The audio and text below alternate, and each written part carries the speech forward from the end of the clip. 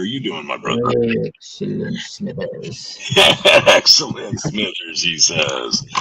Wow, bro, it seems like I just saw you not too long ago, man. Kind of, but very briefly. Very, very briefly. Not Very, sure very briefly. why. We were in the same vicinity, same city, same everything, and couldn't seem to hook up for more than 5 minutes, man. Yeah, I think that's about 5 minutes is probably max. During the day, we talked a little bit beforehand. Then I was going What's to up, come to the Susie? radio station, and then you were gone. But I mean, I understand because with a show day, you get crazy busy. There's so many fires to put out and so many It, things it to do. was it was crazy, crazy busy that day. Of course, we're talking about Rock the River 2 that we just did here in San Angelo, where we had Morgan Miles, we had Vallejo, Tequila Rock Revolution, Quiet Riot, and Jack Russell's Great White take the stage. Um, Everybody was phenomenal. Morgan killed it. Vallejo was fantastic. Tequila Rock Revolution was off the chain. Quiet Riot were a bunch of D-bags. And Jack Russell's Great White were fantastic. Wait a minute, Yes. what? I said it. Too cocky for a freaking tribute band is all I'm going to say. So, Is that it? You don't want to elaborate? I mean, you want to just, and they just, if you're going to one of put it them, out there, you should at least, explain so people just, one of them caught a bit of an attitude with me, and I just told him, "Hey, bro, we can go out back and handle this." And you know how I am, Robbie. You know how things get done. So, James Hyde made the trip out there, and he was fantastic. We love James. He made it all the way from Bogota, Colombia, and now flew back out. He's flying back out tomorrow, right? I think he left today.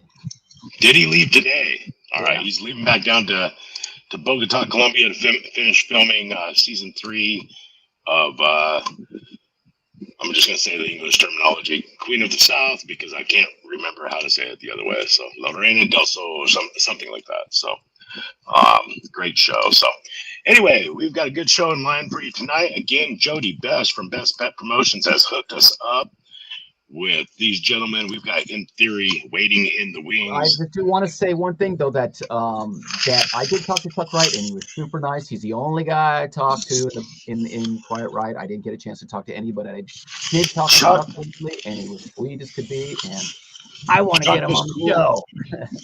Chuck was cool, and Alex DeGrassi was cool. That's where we're at. So, yeah, we've got people. Not Quiet Riot would be more appropriate. Oh, and he was at the show, so yeah, we're gonna go there. All right, let's bring the guys in, shall we? Mike, what are you guys doing? Oh, we're listening to your great stories. We had a killer concert Friday night, brother. We blew up the stage and I had a lot of great bands, man, and it turned out pretty well. But we had some egos and a little bit sometimes have to be checked. You know what I mean? Yeah, I heard you had my my good friend Morgan on the bill. Morgan Miles? Yeah. You know Morgan? I know Morgan quite well. My brother. So Morgan and I go back about 8 years. In fact, I'm handling all of her Texas stuff for her now. Oh, okay. Yeah, she's fantastic, brother. Yeah, Fantastic. I ended up having her on when I did the Go-Go record, I did a compilation record, and we did a blues song together. Cool. Really? Oh. Wow, I'm gonna have to call her when I get done tonight and tell her that I had you on the show, man. Because yeah, she just left here yesterday. She played 3 shows here in San Angelo. Okay. Wow. So, I didn't even get to see her. I didn't see her in person. I didn't see the show. I mean, it was just, I was hoping to at least see her and talk to her, but it just didn't happen. brother, I'm telling you, probably one of the most powerful female voices there is right now. And she's a lovely human being. So Yeah, she's yeah, nice. right on, Mike. I didn't know that, brother. That's cool. Way cool. Here, I'm gonna throw you guys up on top just to give you top billing. Robbie and I will take bottom billing here. There you go. All right. We'll be the supporting cast. So let's talk about you guys, man. Jody Best hooked us up with you. Jody's great. She does a lot of work with us. And she said, man, that you guys are some of the new sounds, like a southern Zeppelin with a swampy Soundgarden terror to you. So tell us more about how you guys hooked up. You both grew up in New York, is that right? Yep. Yeah. Want to go first, Tony? Go ahead. Yeah. Well, we're Long Island boys, Long Island, New York. I'm still in Long Island. Mike moved out, but that's yeah. where we're from. That's our roots. Yeah, but I'm a Muscle Shoals guy now. Muscle Shoals. There you go. There you go. So, you guys, how long have you known each other? Oh, I think too long. Probably about close to 30 years or so. Wow. 30 years. Oh. That's all right. That's all right. So, I'm reading through some of the things. Now, Tony, we want to go back into your background real quick. Let's talk about coming up as a child. Were there musical influences? Were mom and dad into music? What made you choose the path of music? Yeah, well, not my mom and dad, but my older brother and my first cousin were in bands. I mean, my cousin's Joey Franco. He was in originally the Good Rats back on Long Island, and then he ended up getting into Twisted Sister for a couple of years. Nice. And he's played on dozens of records, from Mariah Carey to Taylor Dane and things like that. He's a drummer's drummer. If you're a drummer, you know who Joe Franco is.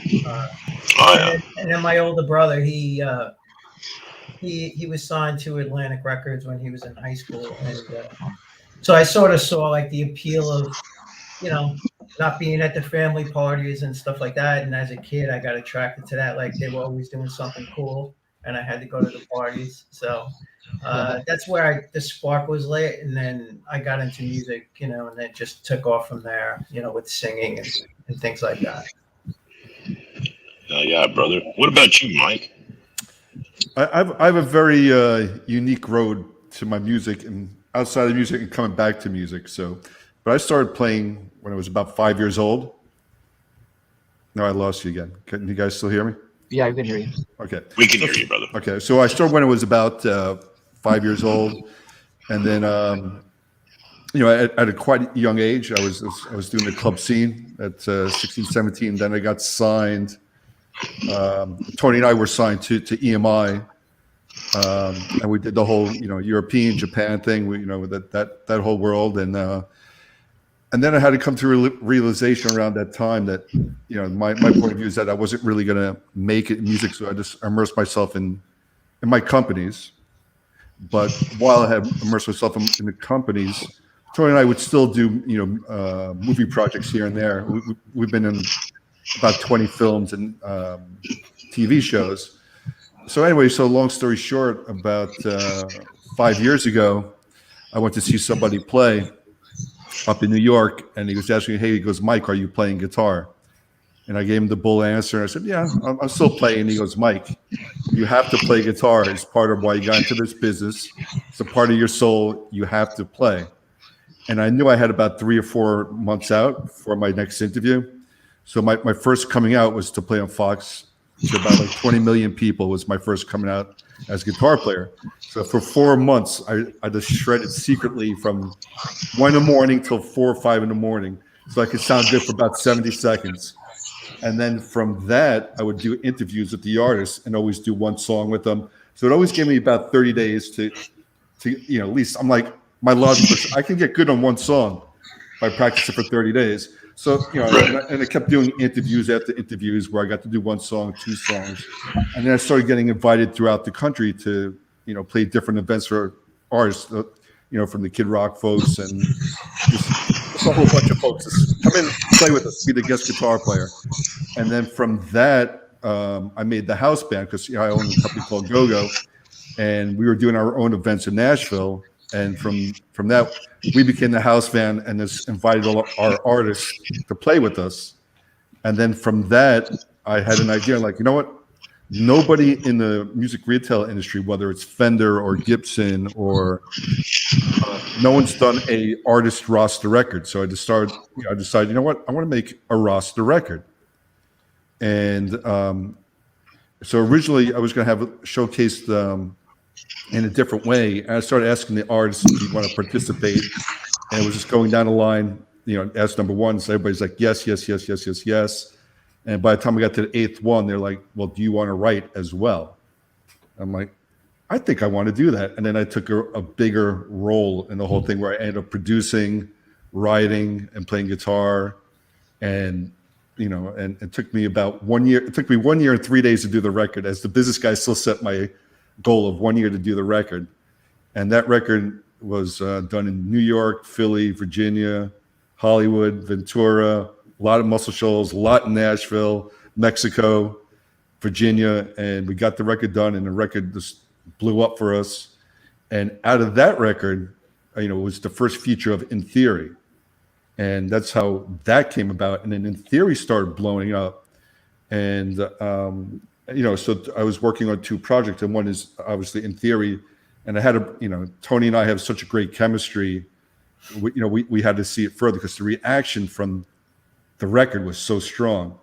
And also on that same record, I was doing an R&B project with the singer from Stevie Wonder. And, you know, she's actually on a lot of the harmonies on the In Theory record.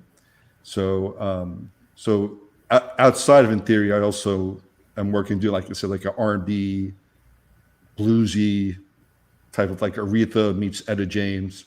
Cool. You know, but and that all came out of that. You know, if I didn't do the Go-Go record, In Theory wouldn't have been launched, and In Theory wouldn't have taken off. And then when Tony and I decided, you know what, let's make the band, and how would we do it in, at the time, 2020? And you know, the pandemic was a blessing in disguise. You know, because originally I was going to fly Tony down to Muscle Shoals, and we were going to do like an old school recording, have everybody in the studio all at the same time. We're going to fly everybody in. And when the pandemic hit, nobody was traveling. And so at that time, I decided I just want to be the best student that I could be, because if I'm going to lead everybody as a producer, I also want to be a great student and understand everything as well as being a leader. So I just really immersed myself in writing, producing, like every little aspect you can of music. You know, even like, you know, it could be anything, a finger picking thing, like, oh, I like that. What is that? Or I like this song. Why do I like this song? And I just learned and learned. So by the time Tony and I started the record, I had about 70 to 90 pages of songs and songs ideas.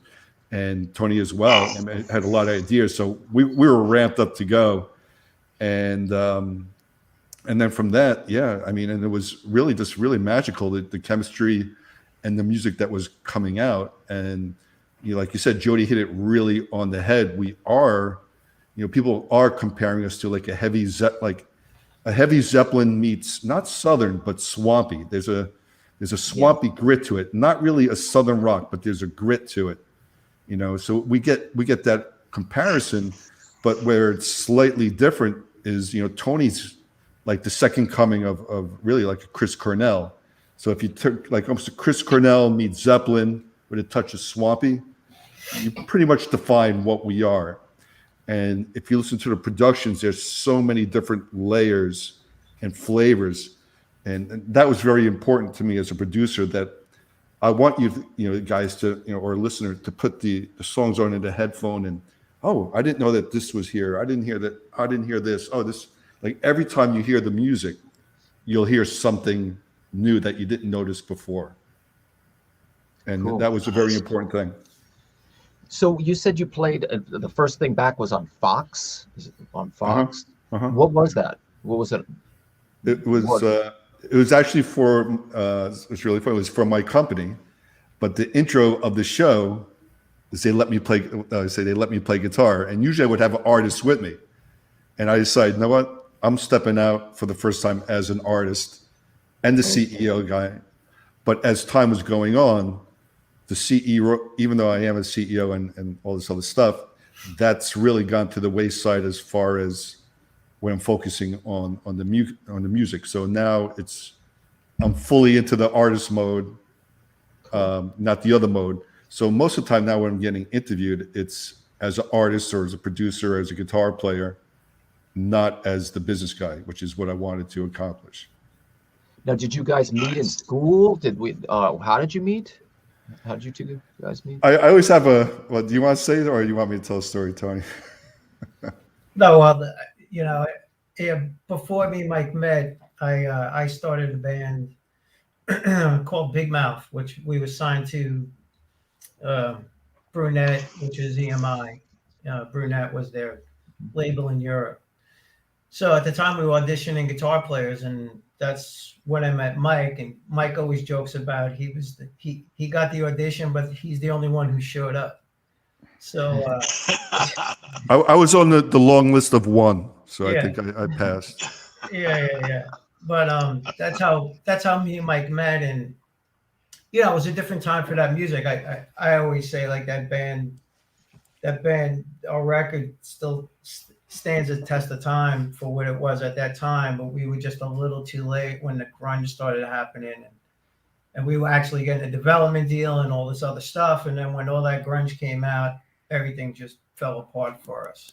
We were a great band. We were just in the wrong time. We just missed it. Maybe if it was 4 years earlier or 5 years earlier, we would have. But now we think we're in the right spot. So Cool. it's funny how things work out sometimes.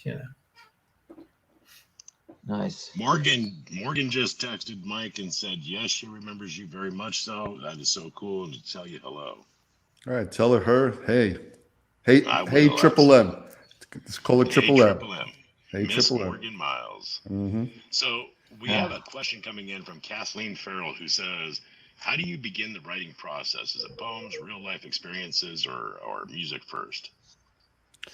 Ooh, I'd say every song is quite different. Like I said earlier, I start writing. Wow, that's a good question. Basically, I start writing everything on an acoustic first, whether it's going to be a heavy song or not a heavy song. And I have a logic to that. I feel like if it's a good song and if it sounds great on acoustic, it'll sound even more amazing on an electric. And then I just start putting ideas together, and I'm listening for progressions, and I'm like, oh, I like this, I don't like this. And I start thinking of things that I like, and then I'll send it to Tony. I'm like, what do you like? How do you like this, or you like that? And then we just start exchanging ideas back and forth. And that's really it. And then from there, Tony runs with the lyrics, and then I go and always have to be a pain in the ass and tweak his lyrics and vocals, and I always make the joke that I think if at the time, because Tony and I were doing a lot of Zoom sessions, and I think if I could saw like a hand come through, I think he would have choked me, but I just knew the greatness that Tony has, and I felt like this was my chance to really push him in that way. Because again, on a serious note, one thing that he said to me was before we started this project, and I am very passionate and emotional about what I do, and I take things to heart. So when Tony told me, he goes, Mike, before I die, I just want to be known as a great singer. And I just know how great Tony is. So I felt my role as a producer and partner with Tony, like music partner, is I'm going to make this guy friggin' great, because he is that great. But I think he needs someone, A, to pull it out of him, and B, to actually realize how great he is. And I talk very nonchalant, like, yeah, I helped him do it, but he had to do all the hard work. He would send me track after track after track. And I'm like, nope, do this. And we have this running joke. Whenever he would send me a vocal, if I don't reply within, several hours, he knows I hate it. Yeah. And then I saw somebody comment, Kim said she loved the River video and song, and thank you. We appreciate that, Kim. And back on the song thing, like Mike would have a process where he would come up with riffs. A lot of times it's to a drum loop, but he comes up with his riffs and he lays out sections of songs. And then Kathleen asked the question, how do we come up? Well, a lot of times I hear the song and I come up with an emotion first. And then I feel the song, how it's going to go. And then a lot of times I'll sing mush mouth, I call it, where I'm just singing, but I'm not making any sense. And then if the vibe's there, then I fit words to fit the mush mouth parts, right? So, but a lot of times it's happy accidents because when we wrote the song Heroes, I sang, just about who are your heroes and did they lie, just because I just thought it was like, I don't know, it just came out of my mouth and it fit. If the syllable count for me fit and the way the words sounded fit to the part.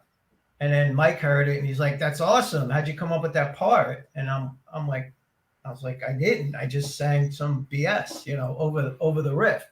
So a lot of times you can come up with songs. You don't know sometimes where these parts come from, but sometimes you just get these words and lyrics that come into you.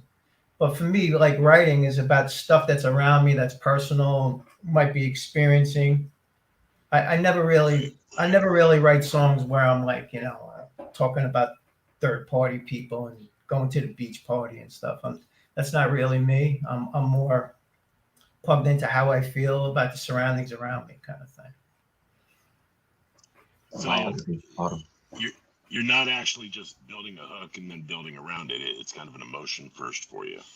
Yeah, and a lot of times Michael send me parts and I'll get the emotion immediately, like, and I could just feel it, and then I'm like, okay, this song needs to punch, so I got to come up with an emotional, and then you got to fit the part lyrically to say what you need to say, and basically 8 lines, because really you got 2 verses and a chorus, right? So you got 8 lines or 9, 10 lines, and to try to fit the emotion with the lyrics is, that's the art of it, but it all stems from, like Mike said, if me and him could sit in a room and play it acoustically and I could sing it, then it's a good song. All the other stuff is just icing on the cake.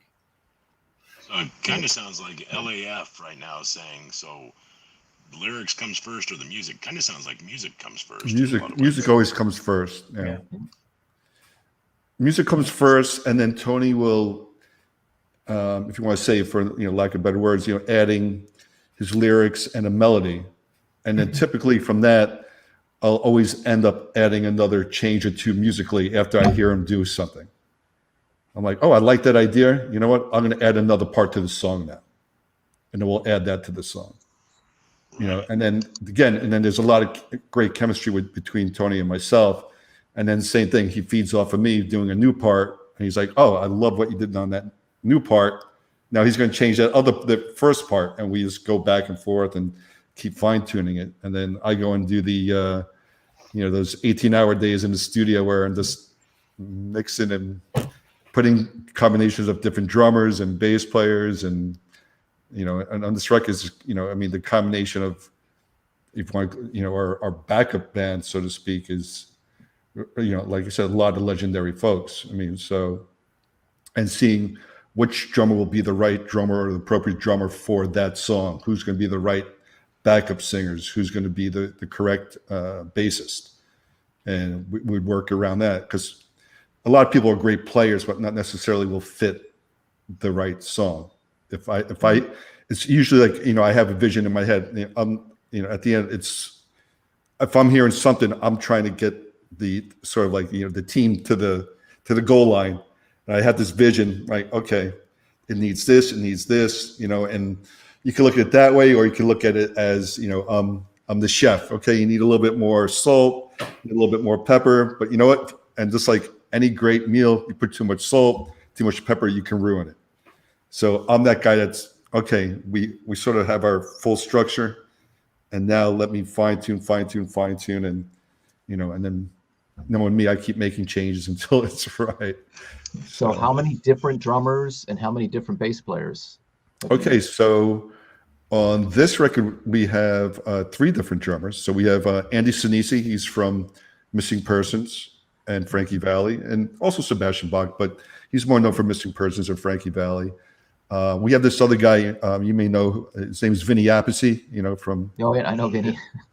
We have Vinny, and then a lot of drums was done by this guy. We call him the kid out in Muscle Shoals, because he's only done 500 records. And his name is Justin Holder, and he's just a monster on drums. So those are our 3 main drummers. Okay. Bass, we actually ended up keeping 1 bass player, and again, talking about happy accidents. when I was first writing in the studio, like Tony was saying earlier, I write with the loops and I come up with ideas against the loops. And what happened was my main engineer couldn't make it. So he goes, well, because of COVID. So he says, my assistant engineer could be there. And so the assistant engineer is doing his thing. And I thought I had some really good ideas. And so I made a statement. I was like, you know what? We need some bass on this. He goes, well, I play a little bass. No, it turns out he plays a whole lot of bass. And he plays sort of like a John Paul Jones. He's like the bass player from Stone Temple Pilots. Cool. And he also recently, I think he won 2 Grammys for assistant engineer, one for Rival Sons. I forgot what his other record was. Oh. But it turns out this kid who's this almost very shy, quiet kid, this last year won 2 Grammys. And then for the backup singers, you'll hear a lot. Her name is Lanisha Latimer, and she's been with Stevie Wonder for the last 14 years. And the chemistry between her and Tony is just, one of a kind. She's sort of like, like a Mary Clayton is with Rolling Stones. That's the same chemistry that her and Tony has, and you can tell they influence each other in so many ways. And there's many times that you can't tell the difference. A lot of times when I'll play a track for Tony, he's like, "Is that me singing?" Or I'll play it for her. She goes, "Was that me or was that Tony?" But if you heard the tracks by themselves, there's a clear distinction who is who. But when you put them together, the blend is so amazing. So you'll see her role. Like a lot of times, she slips to the lead role for like 2 or 3 seconds, and then she flips right back.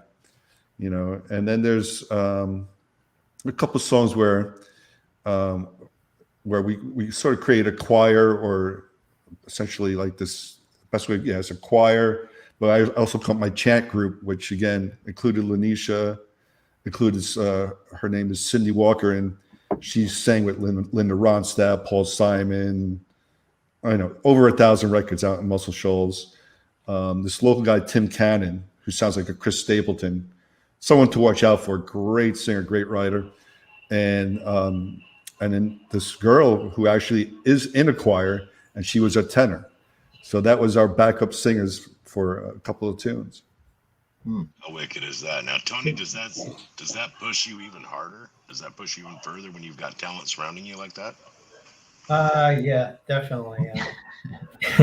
Yeah. I mean, I'm always that kind of person anyway. That's I never want to be, I never want to fall on my face. So I always push myself and critique myself. But then when I know when all these other people are singing on the record, and basically I'm the lead and they're the backgrounds, well, then I better bring it because, But it's intimidating sometimes. Like a lot of these, but the good thing is a lot of times I'm like a happy idiot because I don't want to know, and then Mike will tell me, oh, by the way, this person, that's the choir, and they sang on this, and this.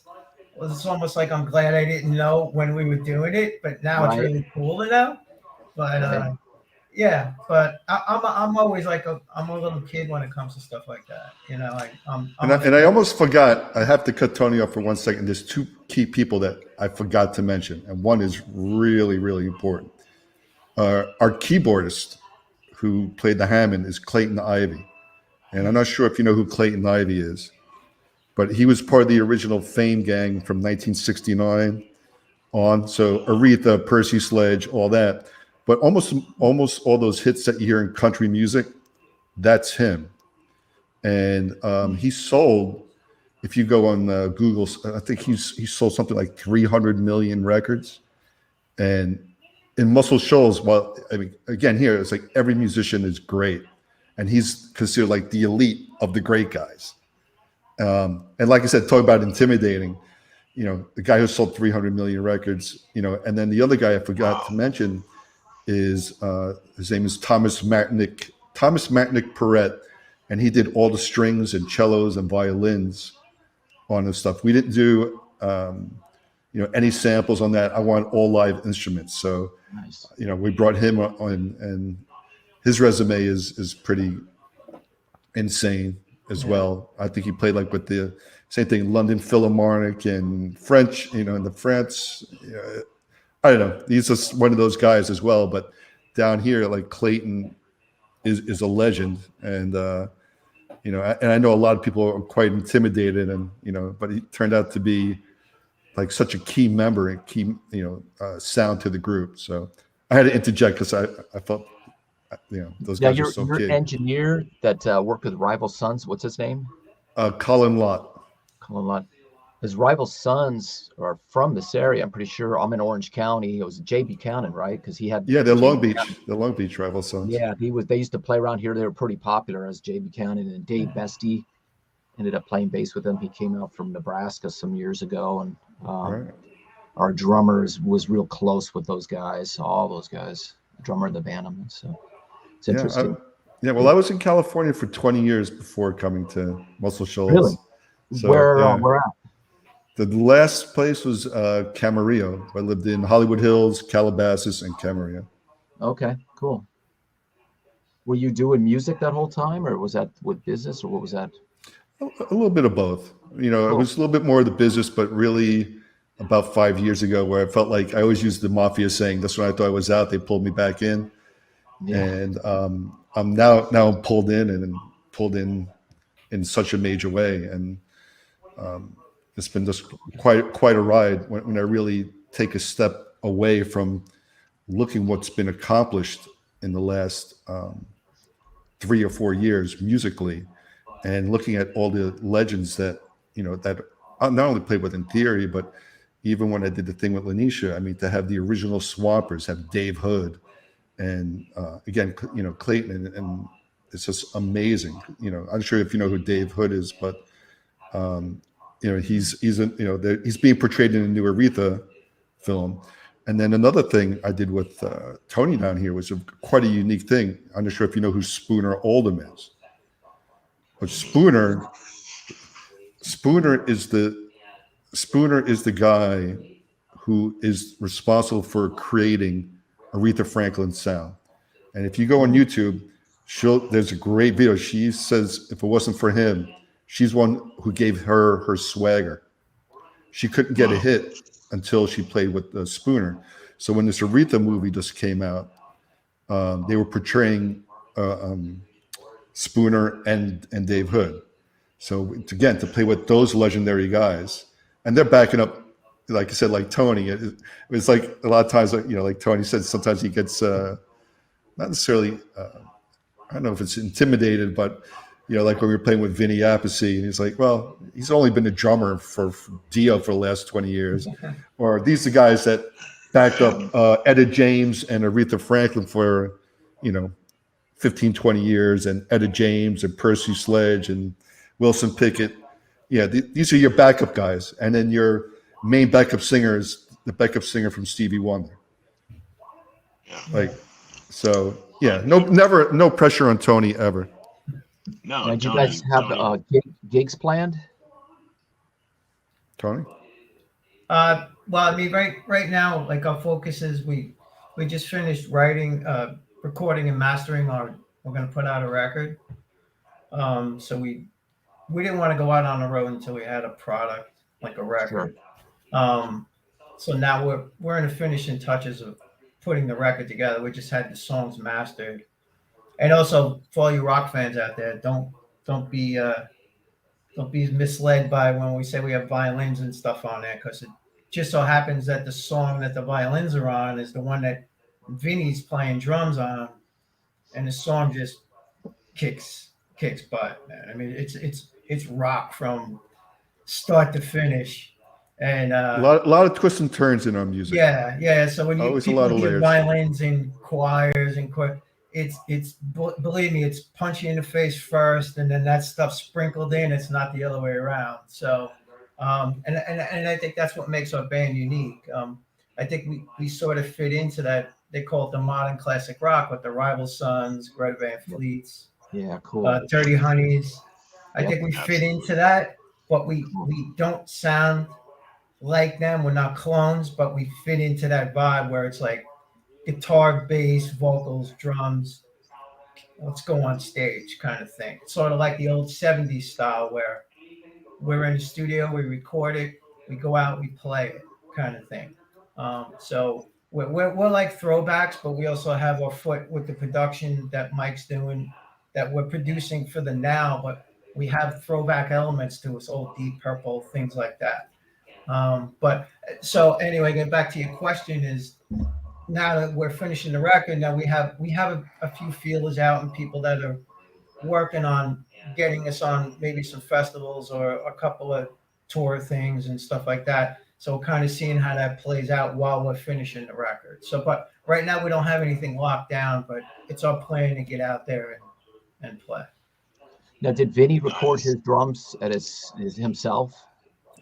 Yeah. Yeah. I figured because he set Carmine up with his recording setup too, so I figured he must be doing. He did graduate like from like IBM school, right? He's like a computer genius. I didn't know that. Huh. Yeah. He's very particular about his drums. I mean, the way the way he sets up his kick drum and everything, very particular, and that's why he's got his sound. His thing is. Yeah, well, we found out. Well, yeah, I made Vinny do it more than a few times, and does anybody know who's worked with me? And Tony can attest that I'm a real pain in the ass. I'm very meticulous, and I know it's hard to believe, but just a little bit, and a little bit. But yeah, we discovered some techniques that Vinny was doing that he didn't, when we were going through the engineering process and as you're going from track to track, the mic to mic to mic to mic, and seeing what he was doing, and so it's quite interesting what he was doing. So. But he would be the only exception where, for the entire record, I was physically in the room pretty much the entire time, except for the Vinny's track. But the poor drummers and backup singers and everyone else, even poor Tony, even though I think Tony was hiding in his closet away from me, but like I said, I always have a vision, and I work really hard and meticulous to get there. I hear all these little nuances that I want to bring out, and it's just really important for me to, while like Tony's 100% right, when you hear our music, it does punch you in the face. Like that's the first immediate reaction. It punches you in the face. But I really wanted a lot of nuances within the punching of your face, if that makes sense. Absolutely. So when is the album? When are we looking at this album dropping? Well, the record's done now. We finally got it mastered. So now what we decided to do, because this whole streaming world, there's definitely not, it's not the best revenue generator. How's that? No, right. No, it's not. And so we have a plan where we're going to do basically, we're going to put out a limited vinyl. I think we're going to go with red vinyl or orange vinyl, and just make it available on one stream where they can only hear a 45-second sample of it. And if they really like the band, then they'll either buy the record off the stream, off that one stream, or they'll buy the vinyl. And that's going to be the plan, And after trial and error between the Go-Go record and putting out the singles, we think that that's the best course of doing it, the best way of doing it, instead of doing it the other way where people are trying to get streams. And I don't know. I just think it's just from a business standpoint, it's not fair for the artist. It's not right for the artist what's going on. And nope. I wish our industry would do something about it. And everybody always blames the Spotify, but if you use Spotify as an example, the owner's worth $12 billion, and couldn't he make $8 billion or $7 billion, but increase the revenue stream? So if you do have 1 million streams or 2 million streams or 3 million streams, you know what? You can go out on the road and make a living, or you can go and make another record and make a living as a musician and become a better musician. Or put out better records, but our industry is not conducive to that, and it's just too bad. Yeah, it's a shame. 1 million streams. Here's your $10. Right. What? Really? Right. You get your 0.001 1. Wait, 0, 00001. Yeah. Right. Right. Yeah, it's absolutely Pretty sad. ridiculous. Pretty sad. Absolutely ridiculous. There was a good question that came up a little while ago that said, when you guys do play or play in front of a live audience, what do you do to draw the audience into the show? It's one thing to be connected to the song. It's another thing to connect to your audience. Well, I mean, as far as to get people to the show is obviously promotion, whether that be social media or, you know, we're not shy. We'll put flyers on car windows. I mean, we've done it all. But I mean, as far as when the crowd's in the audience, I think, I mean, when we're on stage, all the songs we do are real.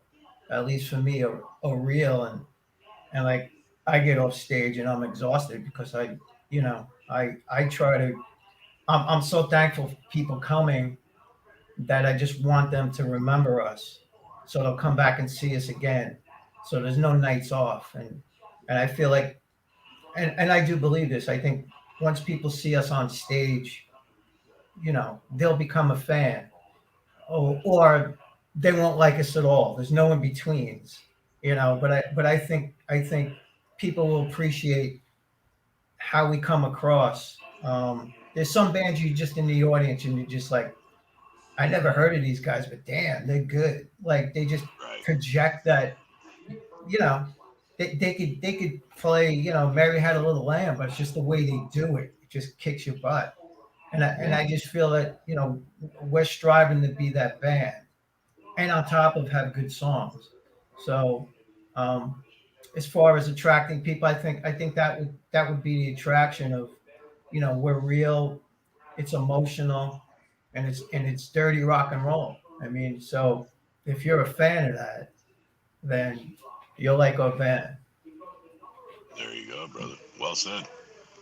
Well said. I do believe that, obviously getting people to the show is the most difficult point of any promotion that is done for a concert. I can contest to that, but getting them there and then the music being good and then the connection with the audience is what drives people to come back and see you again. Right. So, yep, fantastic. So where can they find anything right now? You got some singles out right now, correct? Yeah, that's correct. They can find it actually on YouTube as our latest singles. Or they could go to the In Theory page, and Tony and I actually even have like a nice little following on our own personal Facebook page. But the In Theory page you'll find everything, and on the Theory website you'll find everything. Nice. Yeah, it's 3 W's intheoryband.com. So it's intheoryband.com. Intheoryband.com. So if you go there, there's a bio on us. We even have merch there, as you can see the shirts in the back, and you can get the downloads right off our site. So it's easy, so you don't have to look around. We're there, and we hope people visit us and dig the new music that we're going to be putting out. Hell yeah, brother. Hell yeah. Yeah, and we recommend checking out someone made a comment earlier about the River Song, and that's on YouTube, and that one's got such a great response for us. I mean, that was, at least for us, again, to be unknown or upcoming. We had something like 120,000, 130,000 views, just putting it out there with actually no promotion at all. Just put it out there. It's just a lot of people are asking to hear more stuff. So we just put that out there, and the response to that video really caught us by surprise, because we really put that one out there under the radar, and it's got the strongest response, so far. And we really think that, when the record comes out, it's going to be even stronger. There's a few people in the industry and other bands. We have a lot of friends in big bands, so to speak, famous bands, and so they've heard the entire record now, and the response has been, wow. Like, I'm sure, can you curse on the show, or I don't know, but yeah, sure. But basically, it's they're like, holy fuck, like this is the shit. Like, people. It's not like, oh, you sound good, or like sometimes people use the polite, like, when they're like, they don't really like it, they're just being polite. It's good. Yeah, I like it. And sometimes you'll ask them, hey, do you like song number 3? It's the ballad, and it's not the ballad. They're like, oh yeah, that ballad was great. But Best one on there. right, there's not one on there. But the response overwhelming, whether it's a blues person or a metal guy or country. It doesn't matter what genre, or 20-year-olds old or 60. When they've heard the sample of the entire record from start to finish, it's wow. Like, it is such a strong, resounding, holy shit. Like, yeah, you guys got it. Like, so we're super excited about it. Cool. I'm excited to play it on the radio, man. So let's stay in touch so I can get some tracks over, some waves, and give it a roll over here and see what kind of feedback we get. I've got a nice little rock station here in town, and Yeah, you want to send Jody the info, or you want to? I will, absolutely. Yeah, I'll have her give you my info and all that Yeah, fun stuff. and just let me know if you need an MP3 or if you need it in a wave form, and we'll get you a couple of tunes. Wave will be just fine, and then we'll get some, and then maybe we can bring you in on the radio show and talk to you in the morning. Yeah, I think maybe we'll still get you. Maybe we should do one of the pre-releases of the record as well. That's not That'd out be yet. wicked cool. Yeah, Wicked cool. Hell yeah, my brother. Man, I thank you guys both for coming on tonight, man. no, thank you guys. I mean, thanks for taking time out. I know you guys are busy and you have to interview a lot of folks. So for you guys to take the time out and do this is great and much appreciated. Yeah, absolutely, my brother. Thank you, Drake. Thank you, Robbie. Appreciate it, man. Thank you. You I got look it, forward man. to seeing a lot more out of you guys, man, real soon. Yep. Okay, cool, man. Right. All Thanks, right, cool. guys. Appreciate you both. Appreciate you too. Have a good one. All right, brother. You too. All right. Right on. They're good dudes, man. Yeah, totally. Good dudes. I totally enjoyed talking with them. I can't wait to get some wave files over. I'll be talking to Jody tonight and see if we can get Cool. those rolling, and we'll pump get those some out. spins. I'll do some live broadcasts on the Hangout Live and let you guys know when I'm going to hit those, and you can listen in. So James Hyde joined us in the audience tonight. James, thanks brother for peeking in on us this evening. We appreciate you very much, and appreciate all of you for watching. So Robbie, any closing thoughts? No, it was cool. It was good. Really cool guys. It just, people support them, man. It's a new band. As always, support your musicians. If you hear it and you like it, buy it. That's it, dude. Just get behind rock and roll again, man. I'm so freaking tired of there not being any good rock and roll on the radio that's new and current, and nobody wants to get behind it and promote it. Nobody wants to get behind it and play it. You got to support it and you got to promote it if you wanted to hear it on your radio. So that's all there is to it. All right, guys. Peace out. We love you, and we'll see you next week.